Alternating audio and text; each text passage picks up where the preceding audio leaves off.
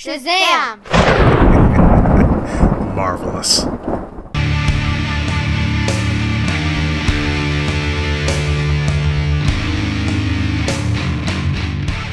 Hey everybody, what's going on? Welcome to an all-new Talkin Movies. As always, I'm your host, the real Geno Reynolds, and today we're going to be taking an early look at Shazam. Now, I have to think about it every time because I'm a bit old, and I grew up with him as Captain Marvel. So if I accidentally call him Captain Marvel, it is not a shot at the Marvel version. It's just that I'm not used to calling him Shazam.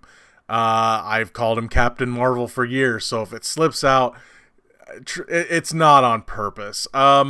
This is based on the DC comic book, and what it's about a young foster kid named Billy Batson who was lost as a kid at a carnival, and he's bounced from home to home, and he's been searching for his mother forever, and he ends up at a foster group home with this family, and after saving one of his new foster brothers from some bullies, they chase him, and he ends up finding a mystical wizard named Shazam that bestows his powers upon him, and he becomes the hero Shazam, or one of the other 15,000 nicknames that he is given throughout the movie. I believe Captain Sparkle Pants or something like that was one of them. Okay, so one thing that many are going to wonder is this movie connected to the DC universe, and near the end of this review, I'm going to throw in a few spoilers. I'll stay as somewhat spoiler-free as possible, but I do have to talk about a couple of things. So I will address whether or not it does attach to the DC universe that they're kind of soft rebooting right now, with Aquaman kind of being its own thing, and the new Wonder Woman movie is supposed to have its own stuff, and now we're getting the Gotham movie, the Gotham City Sirens movie, and the Suicide Squad's rebooting Suicide Squad. So they're kind of at an impasse right now. They're kind of figuring out what all they're wanting to do. So I will talk about that.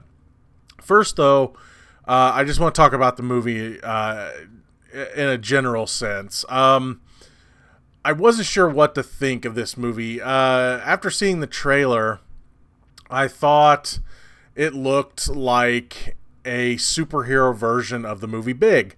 And in some cases, that's kind of what we get here. I mean, he's changed to an adult by magic. Granted, he can go back and forth from kid to adult. But the movie actually does make a reference to Big, and it's the one reference you would kind of want them to make. But as a whole, I don't know if I was really impressed by the trailer. I wanted to see it. I mean, I want to see all these movies. And after seeing it, I'm going to say that while I didn't think it was the most fantastical movie ever, I had a heck of a lot of fun watching it. When it, as it goes for the DC movies that we've had, I probably had more fun with this one than I have with a lot of them. I know a lot of people had fun with Aquaman, and I thought it was fine. And of course, there's the darkness of Man of Steel and Batman v Superman and the mess that is Justice League and all that. This one was just, while there were stakes in the movie, they were having a lot more fun. Because, again, you're dealing with a kid that is turning into an adult and has to learn to be a superhero. So, in a way, you get a bit of an origin story here, and what they deal with is him learning about his powers, and him also trying to, I won't say fit in with the family, because the family is very accepting of him, but he's very, he doesn't really trust anybody. So it's about him learning to really get to know this family as well. And in the end, you can see it coming that this is going to be the type of movie that there's going to be a happy ending with the family. So you get that in the movie. They also cover and I hate, a lot of movies, though they never say it other than Spider-Man, it's one of those, with great power comes great responsibility type movies. Because, yeah, he's got all this power now, but then there's times where his new brother is kind of using him, but then there's also times that Billy Batson is being kind of a douche because he has these powers, and there's lessons to learn there. But then there's also, of course, a bad guy, and I will say, though I like Mark Strong, his villain was a little generic. The villain itself is based on the 7 deadly sins, and that's what the old wizard Shazam is trying to keep imprisoned in his lair. And the 7 deadly sins are the villains, and then Mark Strong is kind of the they go to him and travel inside of him to get out into the world. And then the movie's about he's going after Shazam because he wants the wizard's powers. He's been trying to find these powers for years. He was approached by Shazam, the wizard Shazam, whenever he was a kid, but he was denied, and he's been searching for him ever since. And he occasionally, or he finds him, and he takes the power of the 7 deadly sins, and he becomes the villain. One little funny note, I've been joking about this a little bit. This movie, in a way, is connected to the Smallville universe because Mark Strong's dad is Lionel Luthor. So there is that. But no, it's not really, of course. But his dad is Lionel Luthor, and I thought that was kind of funny. This movie, again, there's some serious stuff in it, but it's never so heavy that it's never so heavy that it becomes overbearing, kind of like Man of Steel did, even though I enjoyed Man of Steel, and as really heavy as like Batman v Superman got. Yeah, there's stakes, but there's also a lot of humor in this movie, especially since you've got a kid that is an adult being a superhero. Zachary Levi did a pretty good job as Shazam. I mean, when I think of Shazam, I wouldn't say I think of him. I don't know. His suit is definitely padded, but I mean, he got in pretty good shape for the role. I don't know. I think of someone more like Superman, but I liked what he did here. They needed someone with a lot of comedy, a lot of comedic chops, and Zachary Levi did a pretty good job.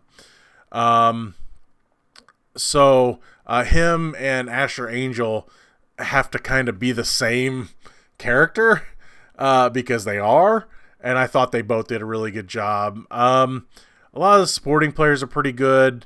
While Jack Dylan Grazer did a really good job as Freddie Freeman, I feel that the other kids, the other foster kids, didn't really get a lot of development. I mean, there was a little bit here and there, but compared to Freddie, they really didn't get a ton of time to develop. But, what they got was fine. I will talk about the spoilers here in a bit, why in a way it kind of didn't work. But for what it was fine. But yeah, this movie's just a lot of fun. The action's fine. The effects are mostly good. I mean, the 7 deadly sins creatures, at times they look good and at times they look fake. But it's not Steppenwolf bad. At least I didn't think so. But again, they didn't look human. So, whereas a Steppenwolf kind of did. But But yeah, just as a movie, I was entertained. And here in a second, again, I'm going to talk spoilers. But so I will say this. When it does come out, if you didn't go see it on the preview night that they had on Saturday, definitely check it out. It's fun. It's just a fun movie. Is it perfect? No. Is it going to satisfy all your superhero needs? Maybe. But I just had a good time watching it. It gave me some good humor, some decent action, some fun characters. Again, the villain's a little weak, but there is promise for more. So I don't know where they're going to go with this, or if they're just going to let it be, being that they're doing, this DC reboot kind of thing. But if they do decide to make another one, they actually have ways they can go. So now that I've gotten that out of the way, let's talk a little bit of spoilers. So again, you've been warned, but I do recommend it. So now I'm going to talk a little bit of spoilers, and I won't go flat out spoilers, but I do got to talk about some things. First is the Funko spoiler. Funko released their Shazam Funko Pops, and it's a pretty big spoiler for the movie. If you've seen the Funko Pops, you know what I'm talking about. Yeah, I'll just leave it at that. They spoiled it big. Now, it's something that is in the comics too, though, so maybe it's not a surprise for those that have read the Shazam / Captain Marvel comics. But for those that hadn't, kind of a dick move. So there's that. It's that bothered me a little bit, but I had an idea that it was going to happen. I didn't think it would happen in this movie, and it does. But I thought that I wish they wouldn't have done that, because for those that haven't seen it, if you've seen those toys, you're going to know exactly what's going to happen. I had a little bit of issue. Granted, this movie's like 2 hours and 20 minutes long, I think. And they cram a lot into this movie. When this Funko stuff does happen, I'll just leave it at that. I had an issue with how quickly some of the characters learn powers. Granted, they could just play it into the fact that Shazam knew the powers and then they learned from him just by magic. I guess you could go with that, so that's fine. And it does lead to some pretty fun scenes. A little silly, but still fun. So I just had a little bit of an issue with that as well. There's really not much more I can say about the movie, other than, does it connect to the DC universe? Oh boy, yes, does it. The end credits do show drawings of Shazam interacting with the Justice League. They show other, not just Shazam, but other people, in scenes with the Flash and Aquaman and everybody else. But this movie, I believe the trailer had it, where they had Freddy has like a batarang, and he has a bullet that supposedly bounced off of Superman. Like, it has a certificate of authenticity. So these superheroes do exist in the world. It does connect. If they're talking about, well, this really did happen to Superman. And the big thing, they're technically is one of the Justice League. They're in the movie. Technically. I'll just leave it at that. I'll say technically. When you see the movie, you'll get it, why I'm saying technically. But it is a big time connection to the DC universe. Now, I will say this, with the Justice League character that does show up in this movie, if this movie's going to take a different route, if we're not getting another Justice League movie for a while, if they are just going to do the individual thing, I would love to see the character that showed up and Shazam team up, because it would just work, especially if a certain character that's been teased in this quote-unquote universe, which, by the way, this character does not show up, but I believe he's referenced. The character, and those of you that have been following the Shazam stuff, know who I'm talking about. I'll just leave it at that. I could see this Justice League character and Shazam teaming up to fight this guy. I'll just leave it at that. So anyway, that's all I got to say about Shazam. And hey, what do you know? I got through the whole thing without calling him Captain Marvel. So yeah, I do recommend Shazam. It's a lot of fun. Is it perfect? No. Is there anything really original to this? No.